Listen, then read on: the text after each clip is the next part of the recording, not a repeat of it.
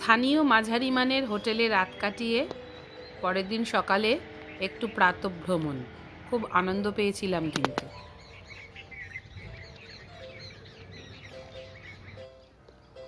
কত প্রাচীন বট।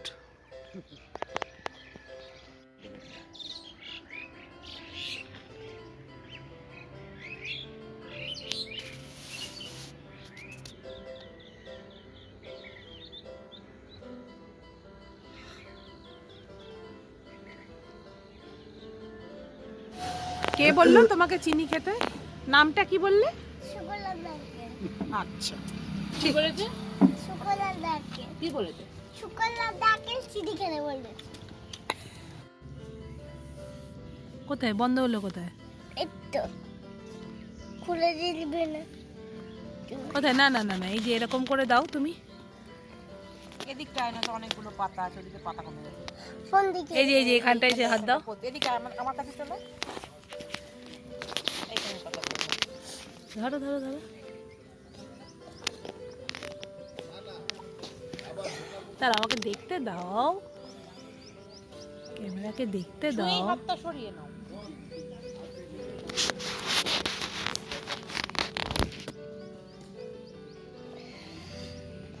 ঘোরা যাবে না।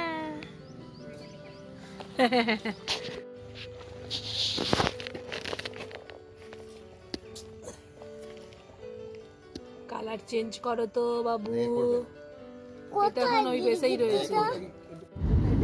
শালের জঙ্গল পেরিয়ে চলেছি গনগনির পথে।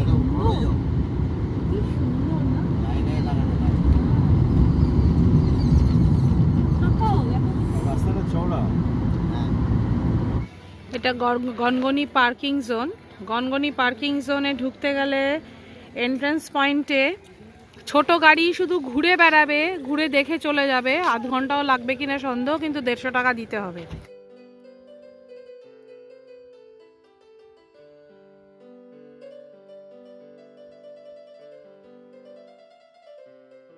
চলে এসেছি গনগনিতে। বাংলার গ্র্যান্ড ক্যানিয়ন বলছে এটাকে। যেটা খারাপ লাগলো সেটা আগেই বলে দিই, সেটা হচ্ছে ঢোকার সময় আমাদের ছোট গাড়ি, আমরা 6 জন আছি, সেই গাড়িকেও ঢুকতে 150 টাকা ওখানে চার্জ দিতে হলো। ওরা বলছে সরকারি, কিন্তু আমরা কোনো সরকারি তকমা বা ছাপ কিছু দেখতে পাইনি। এটা লোকালদেরই কোনো একটা অত্যাচার বলে মনে হলো। যাই হোক, রয়েছি এখন গনগনিতে। প্রথমবার এসেছি বাংলার গ্র্যান্ড ক্যানিয়ন। অতটা উচ্চতায় না পৌঁছালেও খারাপ নয়, দেখতে ভালোই লাগছে, ভালো লাগবে। বাংলার গ্র্যান্ড ক্যানিয়নের এই স্ট্রেচটা আমার নিজের বেশ ভালো লাগছে। এখানে বৃষ্টির জলে নদীর ক্ষয়কার্যের দৃশ্য খুবই সুন্দর। একসময় শান্তিনিকেতনের খোয়াই এই রকমই ছিল, এখন আর এরকম নেই শান্তিনিকেতন খোয়াই। একটা গুহার মতো সৃষ্টি হয়েছে, তার মধ্যে ঢুকে পড়েছি।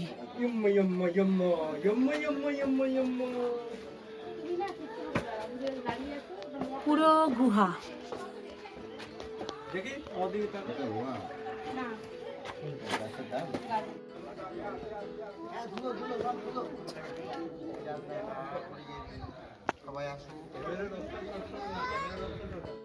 সব জায়গাতেই কিছু না কিছু একটা বৈশিষ্ট্য থাকবে, যেটা দেখতে মানুষ যায় আর কি।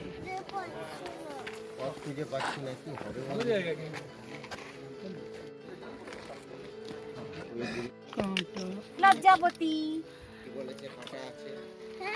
কাটা আছে ডান দিকে গাছটা, এটা হচ্ছে বনফুল কাটা। হ্যাঁ, এই তো মুভমেন্ট হচ্ছে।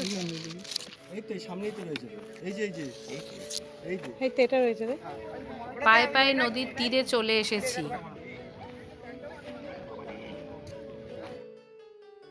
গনগনি থেকে প্রথমে গিয়েছিলাম সর্বমঙ্গলা মন্দির দর্শন করতে।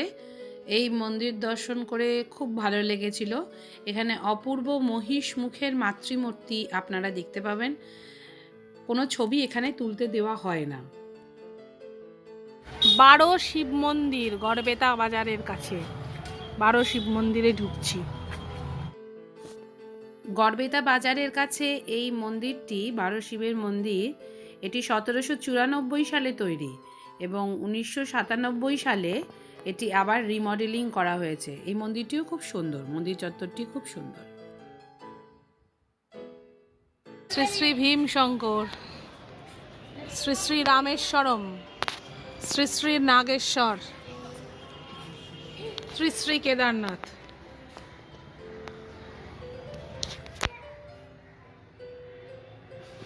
জয় বাবা কেদারনাথ।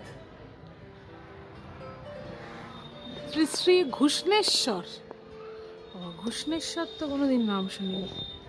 শ্রী শ্রী সোমনাথ, মহাকাল,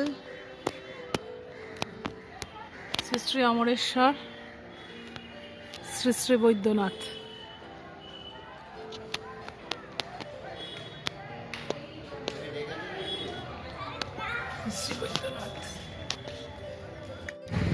ফেরার পথে লাঞ্চ করে নিলাম রেস্তোরাঁ শালকিয়া, হাইওয়ের এই পরে খাবারটা ভালো ছিল।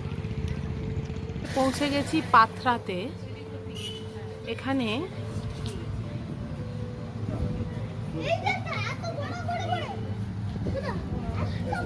একটা এলাকা জুড়ে বহু মন্দির রয়েছে। মজার ব্যাপারটা হচ্ছে এটা একটা মুসলিম প্রধান এলাকা।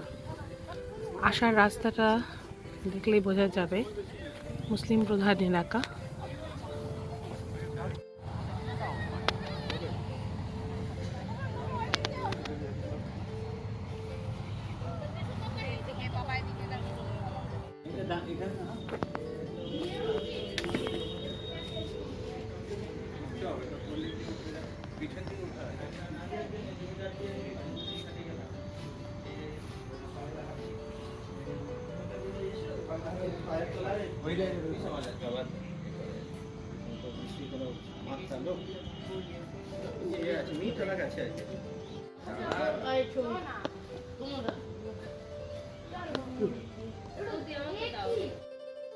নদীর পাড়ে, নদীর তীর ধরে একটা বিস্তীর্ণ এলাকা জুড়ে এত মন্দির রয়েছে পাথরাতে, এবং এই মন্দিরগুলি কিন্তু রক্ষণাবেক্ষণ করেন এখন এখানকার যারা এখনকার অধিবাসী মুসলিমরা, তারাই কিন্তু এই মন্দিরগুলির দেখাশোনা করছেন এবং রক্ষণাবেক্ষণ করে চলেছেন।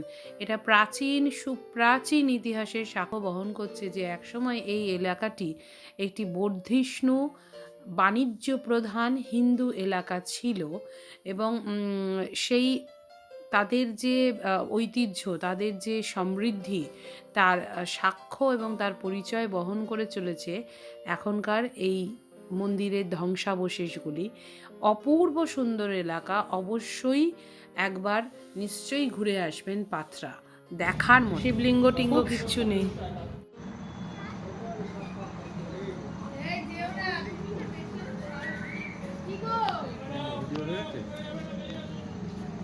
যেমনই মোগলমারি তেমনই পাথরা, কর্ণগড়ও তাই। প্রত্যেকটা মানে অদ্ভুত সুন্দর। আর এপারেও এরকম, মানে টোটাল 34টার মধ্যে 18টাকে উদ্ধার করা গেছে। তাও দেখতেই পাচ্ছেন আমাদের মানুষের, যারা আমরা কিছুই পারি না আর কি, তারা এই অসভ্যতাগুলো করতে পারি আর কি। দেওয়ালে দুনিয়ার নিজের নাম খোদাই করার একটা ব্যর্থ প্রয়াস।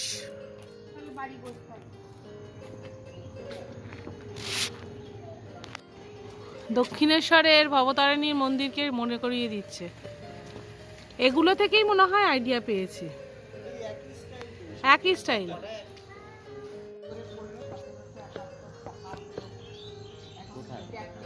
যেখানটায় সাপ আছে বলে লেখা আছে, কেন একা একা ওর ভেতরে এই যাচ্ছিস কেন? একদম না, কিরকম একটা ফোয়ারা মতন জল যাওয়ার জায়গা দেখতে পাচ্ছি। হ্যাঁ হ্যাঁ, ডেস্ট্রয় করেছে, মানে এইগুলোর মাথাগুলোকে ভেঙে দিয়েছে বোঝা যাচ্ছে। এগুলো হচ্ছে মাথাটা এরকম হতে পারে না, ভাঙা ছিল। এইগুলোর মাথা পুরো ভেঙেছিল, পুরো বডিটা ভাঙেনি, মাথাগুলো ভেঙে দিয়েছে। এটা বোঝাই যাচ্ছে কোনোভাবে এটা শুনতেই নদী কংসাবতী। আর তার পাশে আরেকটি মন্দির দেখা যাচ্ছে, ওখানটাতে যাওয়ার চেষ্টা করছি। আলু চাষ হয়েছে, কলা বাগান, পিছনে পাথরার সেই বিখ্যাত মন্দিরগুলোর চূড়া দেখা যাচ্ছে, রাস্তার পাশেও রয়েছে। এগুলোও আমার দেখতে ভালো লাগছে, কিছুই আমি বুঝি না, তাও আমার ভালো লাগছে। লঙ্কা চাষ হয়েছে না? তাও বুঝি না, তাও ভালো লাগছে। হ্যাঁ, তাও ভালো লাগছে। আলু গাছটা আমি আন্দাজ করেছিলাম যেটা আলু গাছের মতো মনে হচ্ছে, মানে আলু চাষ হয়েছে বোঝা যাচ্ছে। হ্যাঁ, আলুর আবার ফুল? ওমা, আলু ফুল কোনটা দেখি? ওই যে শালা সাদা, এই আলু ফুল কোথায় বাবা? হ্যাঁ, এই যে আলু ফুল, আলু ফুল। তাই ওখানে তো পুরো গুচ্ছ। হ্যাঁ, এখানে দুটো আছে,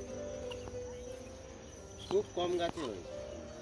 ও মা, আলু ফুল ভাবতেই পাচ্ছি না আমি এরমও দেখতে পাবো জীবনে। ওহ, দূরে মন্দিরটা কি সুন্দর যে দেখাচ্ছে।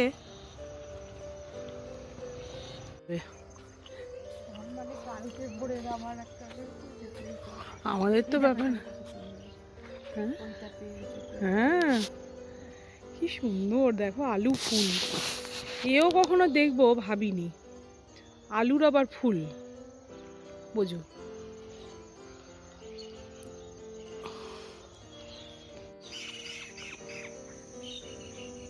কংসাবতী নদী, চরে এখনো কাশফুল রয়েছে, মাঝে সর্ষে চাষ দূরে দেখা যাচ্ছে। কংসাবতীর তীরে কত লাগছে না?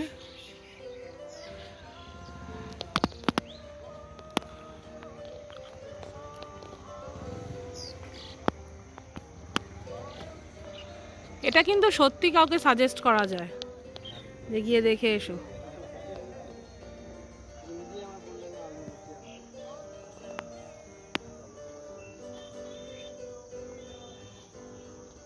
বিউটি, সুবর্ণরেখার এই বিউটি নেই, এই বিউটিটা আমার ভালো লাগছে খুব। এটা আমরা সে গেলাম না আরুনি, আরুনি, হ্যাঁ। ওই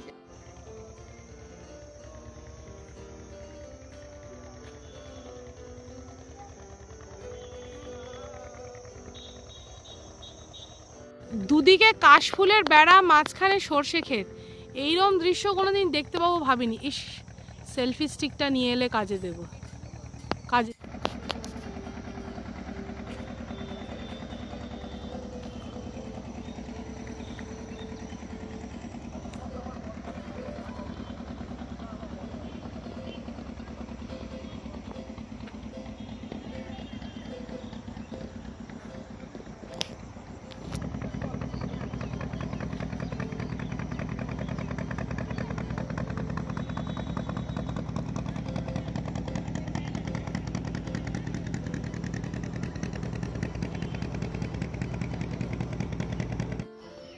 নদীর তীরে ভ্রমণ সেরে চলে এসেছি বন্দ্যোপাধ্যায় ও, শিবলিঙ্গ। এবং মুখোপাধ্যায় ইত্যাদি ভিতরে বৌদ্ধ শিবলিঙ্গই যারা আছে। ছিলেন তখনকার, হ্যাঁ, তাদের একসময় এগুলো কত পরিবারের সুন্দর পারিবারিক ছিল বলো। মন্দিরগুলি দেখতে।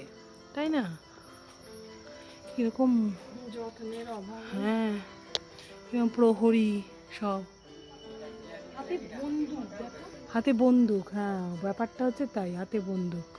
হাতে বন্দুক। হ্যাঁ, মানে আছে, সব কিছুর একটা অর্থ আছে, সব কিছুর একটা অর্থ আছে। কারুকার্য সম্বলিত, কি সুন্দর। এই কিসের উপর এই সাদা সাদা যে, এটার কিসের উপর কারুকার্য করা? ওটা হচ্ছে টেরাকোটার কাজ। এইরকমই রথ ছিল 500 টাকা। টেরাকোটা তো এরকম সাদা হয় না, এগুলো সাদা কেন? না, এটা আগে যা হয়েছিল সেটাই, রথের যেটা ছিল সেটাই হয়েছে। রথ চুরি, রথের কিছু নেই। হাতে এটা বন্দুক রথ ছিল 500 শেষ। সবই তো শিব মন্দির তো। শিব মন্দির, দুর্গা মন্দির সেগুলো নষ্ট হয়ে গেছে। হ্যাঁ, এই ব্যাপারটা আমরা অনেক এটা জায়গায় ব্রিটিশ দেখলাম, আমলে। দরজা অর্ধেক খোলা। মানে লুটঘাট করে চলে যায়, তখন বাচ্চাকে কোলে করে নিয়ে দেখছে আর কপাটি। মন্দিরের গায়ে বন্দুক হাতে, সেপাইয়ের আউটফিট। মানে যেহেতু এখানে বারবার ইংরেজদের আক্রমণ, মুসলমানদের আক্রমণ ইত্যাদি হয়েছে, তাই জন্য এরা হচ্ছে লাঠিয়ালদের হচ্ছে একদম পুরোপুরি মন্দিরের গায়ে খোদাই করে রেখেছে। হ্যাঁ, লাঠিয়াল তাই পূজা হয়। মিষ্টি পাথরের শিবলিঙ্গ। হ্যাঁ হয়েছে। মশাল না করি দেয় না, এগুলা মশাল জ্বালাবে। সরষের তেলের বাতি যে পিতলের ভোলা যেটা বলা হয়, তখন কারেন্ট থাকে না। এই যে এগুলো ওই যে মশাল জ্বালানোর জন্য খোপ খোপ করা হয়। হ্যাঁ, এই খোপগুলোতে মশাল জ্বালানো না। মশাল জ্বালাবে। এইটা একতলা, ওটা দোতলা। ওটা দোতলা? এত নিচু একতলা? ও আচ্ছা আচ্ছা, না ঠিকই তো আছে। এদিকে আসুন, হ্যাঁ এদিকে আসুন, এখানটা ঠিকই আছে। উত্তর দিকে মুখ করুন। ওই যে গোল- গোল রাউন্ডগুলো আছে না, হ্যাঁ, ওখান দিকে। ওখান থেকে। ও এদিকে আসুন। রাজাপুকুর গোপ, আর একটা উত্তরে আছে দেখুন, ওটা আছে নাড়াজল যাওয়ার পথ। ও বাবা, এই সেই নারাজল যাওয়ার পর। এখানে হিন্দু মুসলমানের দ্বন্দ্ব হলে ইনারা বউ ছানালে নিচে দিয়ে পালিত। লাইট জ্বেলে দেবো। এটা পশ্চিম, আর ওটা উত্তর। ওখানে নারাজলে যাওয়ার সুড়ঙ্গ আছে? হ্যাঁ, উত্তর দিকে দেখুন, এই যে এ পাই দিয়ে দেখুন। তা ওদিকে পিছন দিকে ঘুরে দেখা যাবে না? ঠাকুর চুরি করতে এসেছিল কিন্তু তুলতে পারেনি।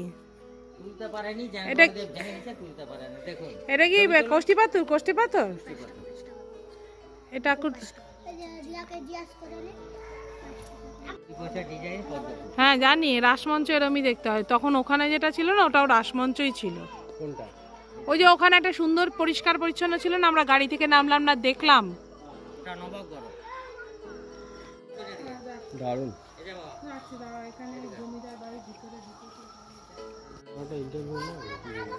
বুঝতে হ্যাঁ আমার বাবা হ্যাঁ। ইনাদের বাড়িতে কাজ করতো, আচ্ছা, কিন্তু কাঁসাই থেকে ওই গুড়ের কোদায় জল এনে খাওয়াতো, কিন্তু কুমাতে ছুটে দিত না। এখন কি অবস্থা দেখুন, ও বুঝতে ও আপনার বাবা এই বন্দ্যোপাধ্যায় বাড়িতে কাজ করতো?